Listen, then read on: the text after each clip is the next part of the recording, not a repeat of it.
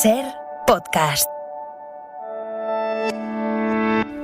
Hola, soy Javier Ruiz y esto es Hora 25 de los negocios. Hoy, Rusia cierra el grifo del gas, quizás para siempre. Rusia corta el suministro de gas a Europa. Al menos durante 10 días. Esto es lo que ha anunciado. Por reparaciones de una turbina, dice que Siemens ha de reparar y que ha sido enviada a Canadá y ha de ser devuelta desde Canadá. Así que, de momento, se corta el suministro de gas ruso. En un momento en el que Alemania e Italia están viendo ya cómo esa entrada de gas literalmente se ha zanjado. Hoy, el ministro alemán decía que todavía no saben si se van a restablecer las conexiones con Nord Stream después de 10 días de mantenimiento, que todavía no se sabe si esto es un corte provisional o el corte definitivo, pero que hay que asomarse a la cabeza de Putin y se puede intuir qué va a pasar. In Putins Kopf reingucken, zu verstehen, was passieren wird, und vielleicht ist das ein Einblick, den wir gar nicht lieber vornehmen wollen. Ahora mismo lo que tenemos es el corte del principal suministrador de energía a Europa, el corte ya servido, que afecta fundamentalmente a Alemania y a Italia y que afecta a toda Europa, aunque a no toda Europa por igual. Hay una lectura política y es que se pide a Canadá que colabore en la reparación, es decir, se pide a Canadá que se salte el embargo que Bruno Le Maire, la propia Francia, decía hace apenas unos días que era clave y capital para conseguir la independencia energética. L'indépendance énergétique n'a pas de prix. Eso ahora mismo se archiva. Esas sanciones parecen no existir porque se pide a Canadá que devuelva esa turbina a toda velocidad. Y segundo, hay un efecto económico, y es que sin el gas ruso puede haber problemas de suministro en toda Europa. De momento, en España hay un mensaje insistente una y otra vez. Vuelvo a trasladar tranquilidad. Somos un país que, por suerte, pues tiene el suministro garantizado y, por lo tanto, lo que estamos ahora elaborando son planes de contingencia. Reyes Maroto, la ministra de Industria. Europea con más energías renovables, eso nos da mucha tranquilidad, pero también nuestras gasificadoras pues hacen que hoy el suministro esté garantizado. Claramente hay preocupación con respecto a esto que puede representar. No es la situación de España, lo hemos dicho en reiteradas ocasiones. Y es Teresa Rivera, la ministra de Transición Energética, hoy en la mesa del Consejo de Ministros, admitiendo preocupación por los cortes de gas ruso, pero dice: aceptar ese gas a través de las plantas de regasificación nos coloca en una situación de ventaja muy importante. Ahora mismo España dice esto no afectaría a España. Pero lo cierto, Sira Valdés, ¿qué tal? Muy buenas noches. Hola, muy buenas noches. Es que tenemos un problema más allá de España en la Unión Europea. España, Francia, Portugal quizás no estén afectados, pero que Rusia corte el gas puede significar cosas muy distintas en muy distintos territorios. ¿Exactamente cuáles? ¿Cuáles son las estimaciones, Sira? Pues como dices, no va a ocurrir lo mismo en España, Francia y Portugal que en el resto de Europa. La Unión Europea tendrá, según el último estudio del think tank europeo Bruegel, que recortar un 15% su consumo de gas en los próximos 10 meses si la interrupción de los flujos desde Rusia llega a ser total, aunque esto es de media, porque la diferencia, como dices, que hay entre unos países y otros es abismal. Desde Bruegel dividen la Unión en los diferentes conjuntos de países que mejor interconectados están de cara a transferirse gas y analizan así el déficit que tendrían en esos países. Estonia, Letonia, Lituania y Finlandia tendrían que reducir un 54% su consumo, Bulgaria, Croacia, Hungría, Grecia y Serbia casi la mitad, un 49%, Alemania tendría que reducirlo un 29%, Rumania y Moldavia y también Polonia un 28%, Austria, República Checa, Eslovaquia y Eslovenia un 27%, Suecia y Dinamarca en torno a un 21%, calculan que Bélgica, Luxemburgo y Holanda un 16%, e Italia un 9%. Los únicos países que no tendrían que modificar su consumo serían España, Francia y Portugal. Como decimos, los suministros de estos países no son vulnerables a una interrupción rusa, dice literalmente ese estudio, aunque matiza que la débil generación de energía nuclear francesa, que tiene ahora mismo un 55% de su planta nuclear parada, pone a prueba el suministro de energía de su vecino y, por lo tanto, la demanda de gas. Porque, Sira, no es la misma posición no solamente de dependencia, sino tampoco de reservas. No todos tienen las mismas reservas de gas, ¿no? No, efectivamente, la posición de España, Francia y Portugal se refuerza por el hecho de que entre esos grupos de países que acabamos de mencionar, solo Polonia tiene mayores reservas de gas. En el caso de Polonia es el 100% de su capacidad. En el nuestro, en Francia, España y Portugal, conjuntamente esas reservas llegan al 65,9% del total. Así que ahora mismo, gracias Ira, esto es lo que tenemos. La posibilidad de que Alemania tenga que recortar un 29% su consumo. Eso significa que Alemania entra sí o sí en recesión económica y que países como España, Francia y Portugal puedan convertirse en exportadores de gas, porque no solamente va a haber aquí una cuestión de sálvese quien pueda en lo económico, sino que va a haber también una fuerte discusión de solidaridad en lo político. Así que esta ahora mismo es la situación que nos deja Rusia después de haber cortado hoy el suministro de gas a través de Nord Stream. Ese suministro es un hecho ya. Standard & Poor's dice que no es un hecho hoy, es un hecho que lleva ocurriendo prácticamente desde que comenzó el conflicto. En junio de 2021, Rusia exportaba 4,7 metros cúbicos de gas, los llamados BCNs, 4,7 millones de metros cúbicos. Hoy es un tercio de esa cantidad. Y si ahora se recorta Nord Stream 1, ese tercio va a menguar otro 40%.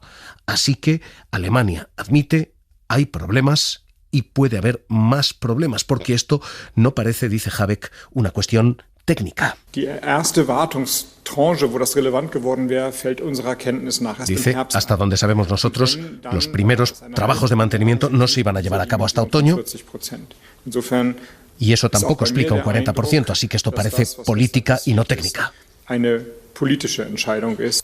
Ahora mismo ya tenemos dos efectos. El primero, el del precio del gas. No hoy, pero desde que sabemos que Rusia cortaba el gas hoy, el precio del gas prácticamente se ha duplicado. Segundo efecto, inmediato. Hoy, la luz supera los 300 euros megavatio hora por primera vez desde marzo. Aunque ha bajado ligeramente, lo cierto es que hoy estamos ya en esos niveles. Es un precio final de 303,7 céntimos de euro.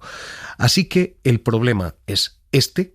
Tenemos a una Rusia que corta gas y no sabemos si ese corte es provisional, técnico o definitivo, político. Insisto, huele a lo segundo. Este es el problema y a partir de aquí, soluciones. Y la solución se llama plan de contingencia. We also need to prepare now for further disruption of gas supply and even a complete cut-up of Russian gas supply. Tenemos que prepararnos para el corte completo del gas ruso, decía la Comisión Europea, que está trabajando en un plan de emergencia que se presentará el 20 de julio. Necessary instruments by mid-July. Member states have their national contingency plans. That's good.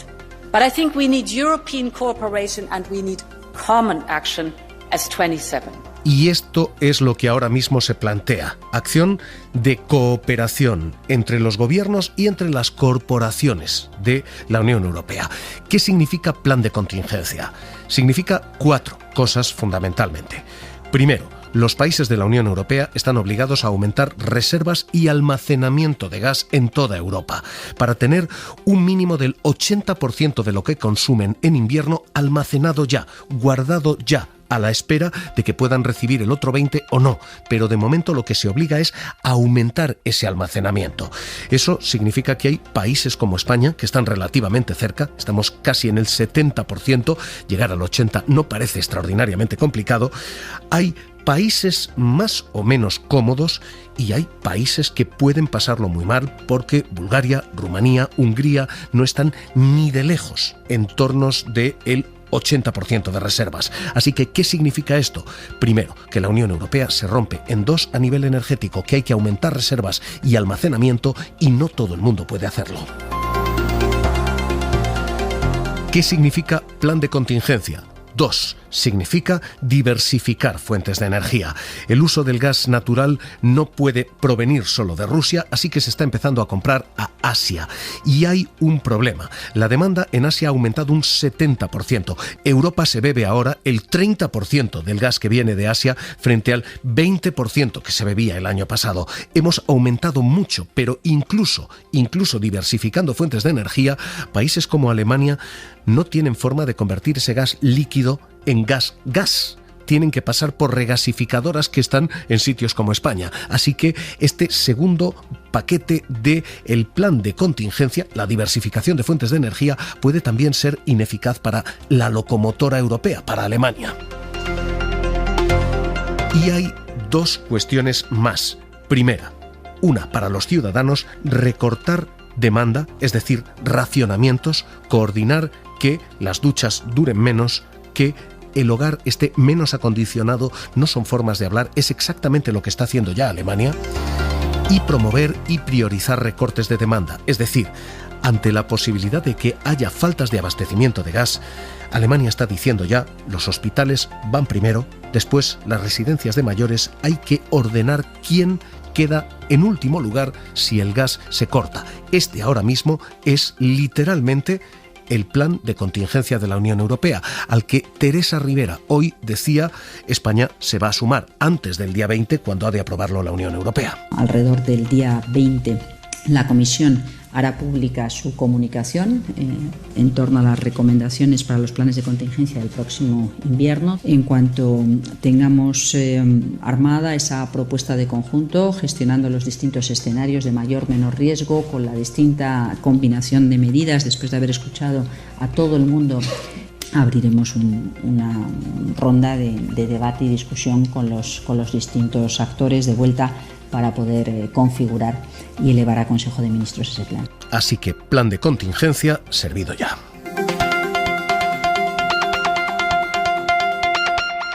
Que a nivel ciudadano, créannos o no, está abriendo los informativos de la televisión alemana.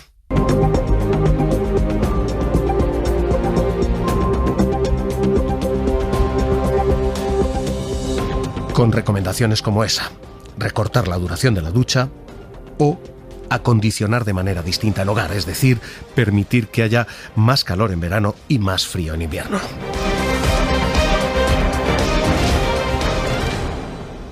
Jorge Morales de Labra, director de Próxima Energía. ¿Qué tal? Muy buenas noches. Buenas noches. ¿Tenemos un problema? ¿Este corte, que parece algo más que provisional, es un problema para Europa?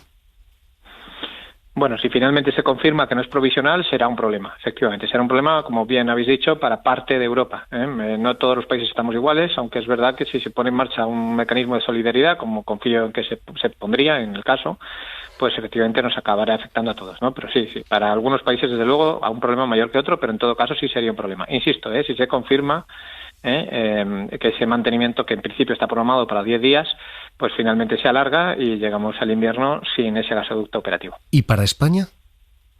Bueno, para España el principal problema va a ser un problema de contagio, un problema de precio y un problema de contagio. Es decir, España no tiene problema de suministro de gas, como también muy bien habéis dicho, estamos, podemos decirlo así, hasta las orejas de gas ya. No es normal que tengamos, antes de llegar al mes de agosto, pues prácticamente el 80% ya del gas almacenado. Nunca hemos tenido tanto gas en España, y además es que tenemos 7 puertas abiertas.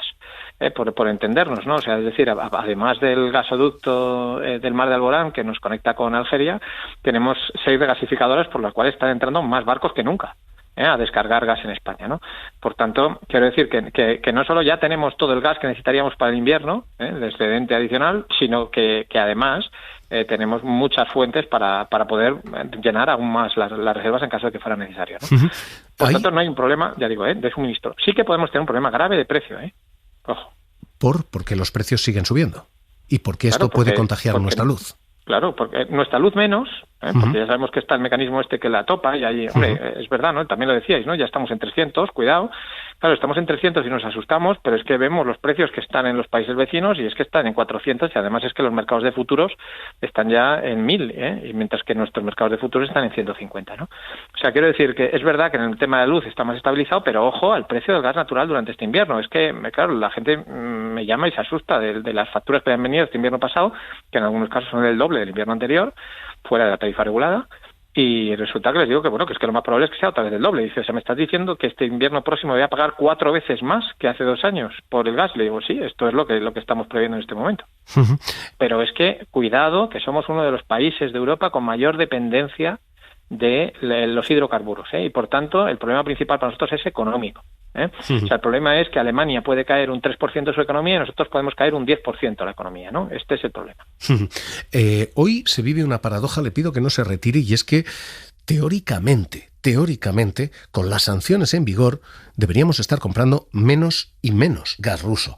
Pero, Sira Valdés, hoy lo que conocemos es que España está aumentando, y no menguando, aumentando su consumo de gas ruso. Sí, se incrementan las importaciones de gas ruso en nuestro país. No son las que más se incrementan, pero sí que lo hacen. En la primera mitad del año, hasta julio, según datos del Boletín Estadístico de Enagas, la mayor parte de las importaciones han llegado desde Estados Unidos, que es el principal proveedor con más de un 34% de las importaciones y que, por cierto, ha multiplicado por 4 la cantidad de gas que envía. Le seguiría Argelia con casi el 25% de las importaciones, aunque ha caído un 40% en tasa interanual. Nigeria, que copa el 14% de las compras de gas, y en cuarto lugar estaría precisamente Rusia, con más de un 10% de las importaciones del total. El problema es que las compras de gas ruso, pese a las sanciones, se han incrementado un 4,3% en esta primera mitad del año, y ya en junio supera de hecho a Argelia como fuente de gas. Si miramos solo este último mes, el de junio, Rusia se queda como el segundo proveedor de gas a España, solo por detrás de Estados Unidos. Ahora mismo el gobierno dice quizás sean contratos que estaban previstos de antes, pero quizás sea conveniente, decía hoy Teresa Rivera, que se busquen vías alternativas. Forma parte de aquello que, aunque no esté incluido expresamente en los paquetes de sanciones adoptados por parte de la Unión Europea, es recomendable que los comercializadores busquen cauces alternativos y reduzcan esta importación. ¿Y esto, Jorge Morales, esto es normal? Es más barato el gas ruso que otros gases. O sea que se está comprando más porque es más barato, claro, pero seguimos comprando. Claro, es que esto, vamos a ver, a ver, yo creo que aquí hay que ser muy conscientes de que por mucho que nos digamos, bueno, es que hay que vetar Rusia y todo lo demás, seamos también realistas, ¿no? Si Rusia no vende su gas a ningún sitio, ¿vale? Si no fuera capaz de venderlo, pues te digo también por las críticas que ha habido a India, por ejemplo, a China, que están comprando mucho más gas que nosotros también, el problema sería mucho mayor. O sea, es decir, el desbalance que ocasionaría que Rusia dejara de vender su gas en todo el mundo y se quedara sin vender su gas sería tan grande que efectivamente, o sea, nosotros ni tendríamos barcos ni nada. O sea, tendríamos un problema grave en todo el mundo, ¿no? Hay que tener en cuenta que Rusia es el primer exportador de gas con mucha diferencia del mundo. Y por tanto, cuando la Unión Europea ha tardado tanto en poner sanciones al gas es por algo. Y cuando las que ha puesto están limitadas y con tantas comas que permiten hacer estas cosas a los comercializadores, también es por algo. Es porque la Unión Europea no se puede disparar en el pie. Entonces, claro, ¿qué es lo que pasa? Que efectivamente aquí hay empresas que se están forrando con estas actuaciones. ¿Por qué? Porque el gas ruso, hoy estaba, por ejemplo, el gas en Holanda, el gas natural licuado está cotizando a 163 euros, ¿no? El gas ruso no se vende a 163, se vende más barato. Pero, sin embargo, las comercializadoras españolas, cuando compran ese gas, lo venden como si fuera gas a 163. Por tanto, se quedan con la diferencia. Entonces, esto es así, esta es la realidad, que estas sanciones, tal y como se han hecho, pues favorecen algún tipo de negocio. Ahora, insisto en lo de antes, si no hubiera este tipo de negocios, tendríamos un problema aún mayor. Pues, director de Próxima Energía, Jorge Morales de Labra, gracias y muy buenas noches. Buenas noches. ¿Y se acuerdan de los telediarios alemanes? Esos que les estábamos diciendo abrían con la noticia del gas y las recomendaciones a la población.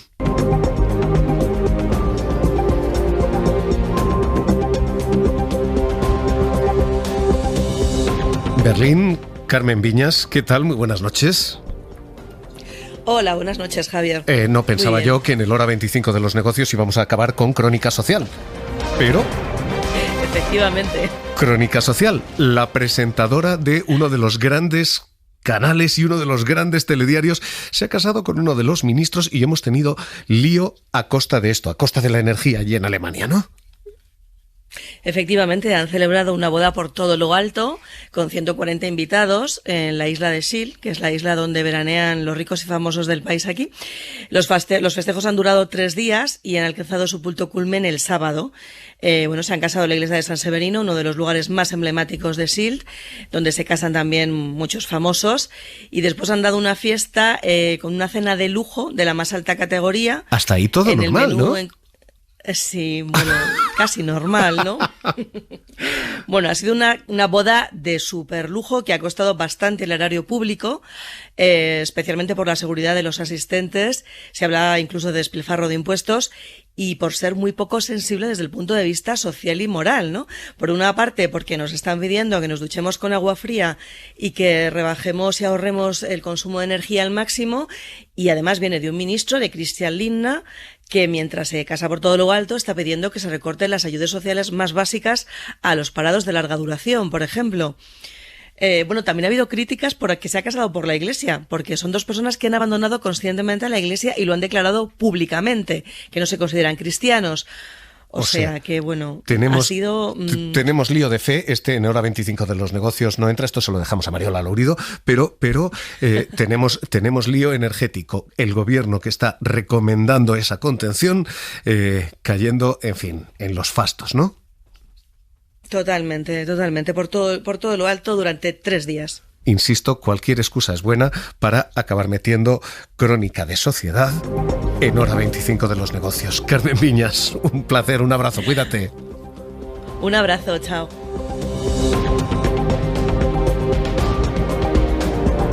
Hora 25 de los negocios, seguimos.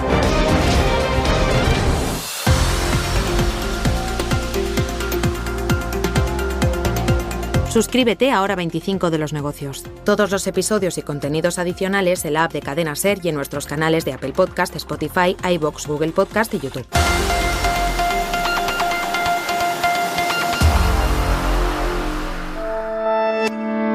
Cadena SER. La radio.